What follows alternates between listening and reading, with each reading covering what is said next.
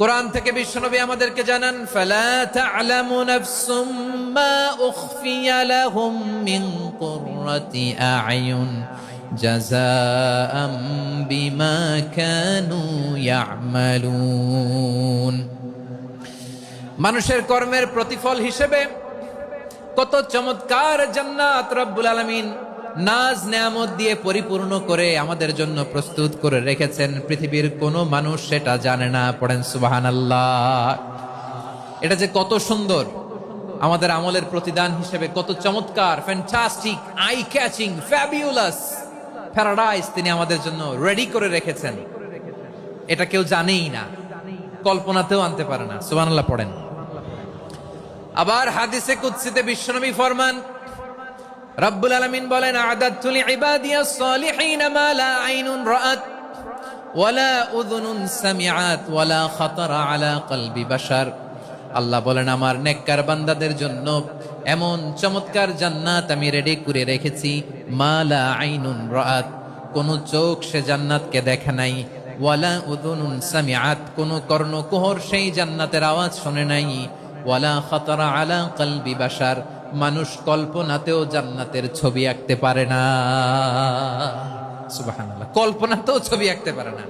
পৃথিবীর যত বিখ্যাত বিখ্যাত ডিজাইনাররা আছে সবাইকে একসাথে বসিয়ে যদি আমরা বলি, জান্নাতে যে চেয়ারের মধ্যে আমরা বসবো, এই চেয়ারের একটা ডিজাইন করেন তো, কোটি কোটি ডিজাইনকে একসাথে করা হলেও জান্নাতের একটা চেয়ারের ডিজাইন হবে? প্রিয় সিলেট, আওয়াজ করে বলো, জান্নাতের একটা চেয়ারের ডিজাইন তারা করতে পারবে না। কেমন জান্নাতে আমরা যাব?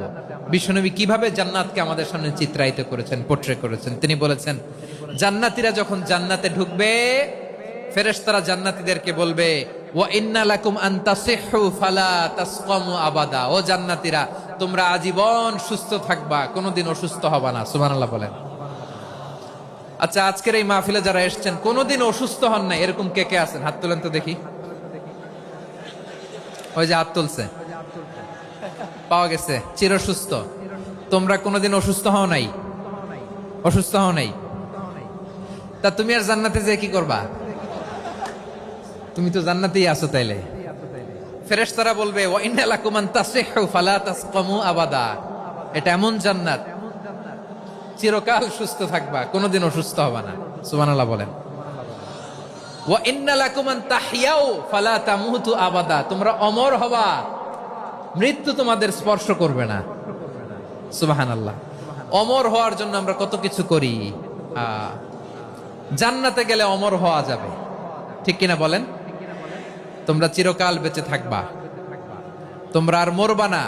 ওয়া ইন্না লাকুম আন তাশিব্বু ফালা তাহরামু আবাদা। তোমরা চির যুবক থাকবা, আর বার্ধক্য তোমাদের স্পর্শ করবে না। সুবহানাল্লাহ বলেন।